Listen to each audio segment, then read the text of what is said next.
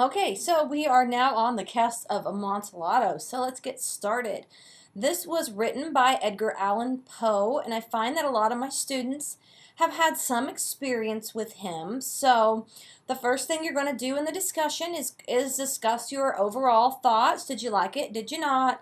And just like last time, I hope that after watching this and listening to this, it helps explain it and may alter your answer a little bit. So let's give a little bit of a plot summary here. So we have Fortunato is dressed up. He's dressed up as a jester, a clown. He's partying. He's drinking. And so I'm just thinking that this is this grand festival and they're all outside. Everybody's dressed up. But however, Fortunato is dressed up as a jester. And here comes Montresor. And he knows what his weakness is, which is wine. And so he comes up and says, I have found this Amontillado, this rare wine, very hard to find, but I'm not sure if it's really Amontillado. Do you think you can help me? And then he plays on his weakness, and he even says, I can get this other guy, that Lucrezi, I can get him to help me. I can get him to help me if you can't. He knows fine wines, and so he's doing this on purpose. He's playing on his weakness because he has this grand scheme. This is very much premeditated, and he knew exactly what he was doing. And so he says, Fortunato's like, no, I got this, let's go. So they go. And I'm assuming that Fortunato is stumbling all over the place. And so they come upon this very big house, very big. And so they walk in and it's empty because Montresor has sent out all of his employees, his servants, his butlers, his cooks, his whoever, has said, you guys take the night off, go to the carnival. And so he's doing all of this on purpose, and this feeds in with this premeditative murder here. And so they go in, and he says, oh, they're down in my catacombs. That makes sense. And so they go down. And then we have a bulk of the story where they're walking down the catacombs, and Montresor keeps, breaking open bottles of wine and giving him wine, breaking it open, giving it to him, because he wants to keep him intoxicated, because he's highly intoxicated. Much easier to convince somebody to do things with you if they're intoxicated, to be lured down to a cave and whatnot. So he also notices that he's afflicted with a cough, so he's pretending to care and saying, oh, you have a cold, you're sick, oh, you shouldn't go down in these dark, damp catacombs. So he's pretending that he's caring to try to establish that trust with Fortunato. And so they continue on, and some of our questions here, you don't have any symbolism questions on this discussion. So let's discuss some of the symbolism here. And so some of the symbolism here, if you think about Fortunato's name and what he's wearing, and he is wearing a clown suit, a jester's suit. So how could that be symbolic? What is that symbolic of? He's being made to look a fool, and he's being made to look like a clown, and kind of jokes on him at the end. We have other examples of, foreshadowing when they're walking down the catacombs and they see skulls. And so that would be foreshadowing death. We also see the family crest. That is an image of a foot and a snake. And so we have the snake coming down on the foot, and the snake is going to bite the foot. I'm sorry, I have it wrong. The snake is here and the foot is here, and so the snake is coming up with the fangs out to bite the heel of this foot, but the heel is stomping down on it. And so we could plug in both characters. We could say Montresor is the snake, but is Fortunato going to smush down on him? That might have been what happened before, but since we ultimately know that Fortunato gets killed, then it might be the other way around. So we have the snake, because if you think back to why he did this, we're going to talk about this in a minute, but it was just simply for revenge. So we have Fortunato down here, he's being the snake, and he hurt Montresor by avenging him. So the foot, smashes down on him. So that could be symbolic in that way with the snake and the foot. And then you also have, we'll get to that in a minute. Let me hold that thought. So they're walking down, and they finally get to the end, and he says, I'll get in this wall. So he's made this cave, and he's got all these bricks lined up. And so he chains him to a wall. And at first, Fortunato's like, oh, ha, ha, ha, this is so funny. You can let me go now. But he doesn't. And then he just starts laughing and laughing and laughing.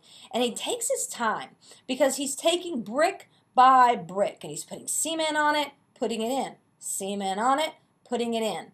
And so ultimately he caves them all, or walls them all up and just leaves him there to die.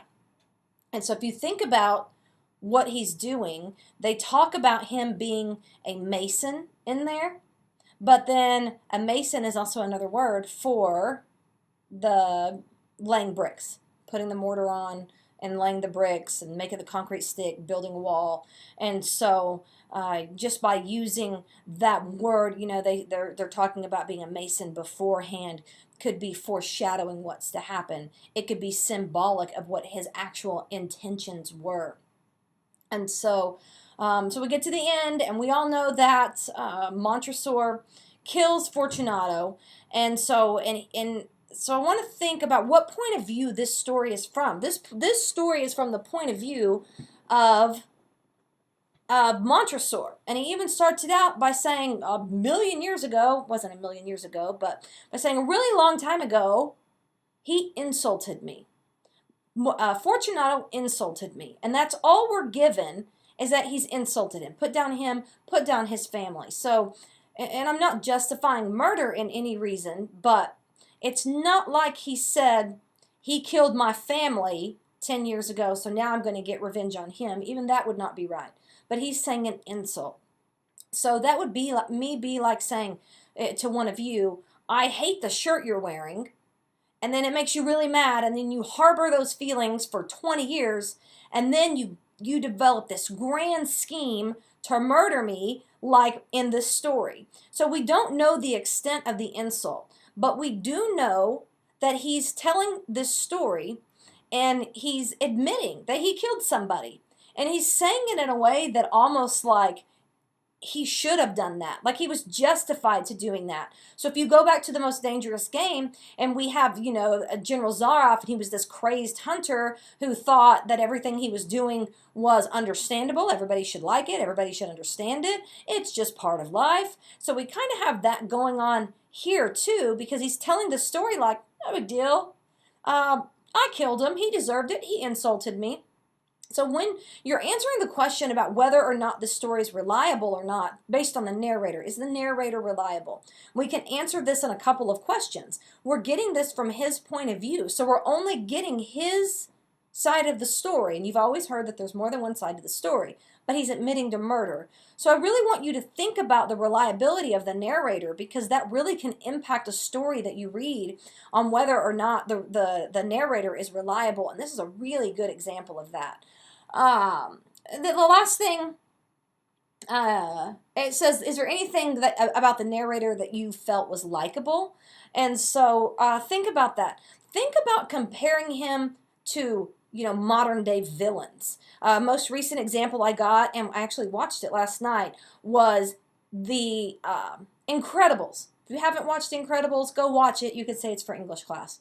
So we have The Incredibles, and we have Mr. Incredible. And at the beginning, we have that little guy that wants to be his sidekick so bad, but he's kind of a joke. So Mr. Incredible sends him off and just says, you're not my sidekick. I don't want to work with you. Go away. And so then years and years and years later, because he's so mad that he couldn't be his sidekick, he develops this grand scheme, and then he does terrible things, and he tries to kidnap the baby. He tries to destroy the Incredibles. So it's kind of the same thing. I can't remember his name. It's like super, I don't know, the little guy. And so if he was insulted because he was simply told, I don't want you to be my sidekick. I work alone.